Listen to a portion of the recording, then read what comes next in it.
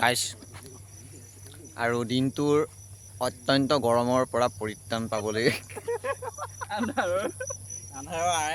আন্ধাৰৰ আৰে আৰে আমি গধূলি সময়ত উপস্থিত হ'লোহি নিমাতী ঘাটত। এইটো মোৰ চেহেৰাটো মানে ঢাক খাই আছে যিহেতু এতিয়া ইয়াছ ধন্যবাদ ধন্যবাদ তোমাৰ চেহেৰাটো ফচকে এইজন মেইন মানুহ আৰু এইফালে দুজন আছে। কেমেৰা লাইটিং চিষ্টেমটো অকণমান এফালে আহি আছে আমি দেখাব আহি আছোঁ। আমাৰ লগত দুজন আছে আৰু এই দুজন আছে। আমি আহিছোঁ গোটেই টোটেল 5জন মানে আমি আহিছোঁ 5জন। সন্ধিয়াৰ পৰত অলপ উপভোগ কৰিবলৈ আহিলোঁ।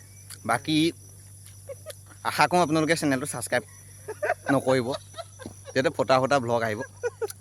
নতুন চেনেল একদম বেয়া নাপাব। এনেকৈ সামৰণি মাৰিলোঁ 3 দিনৰ ব্লগ এটা।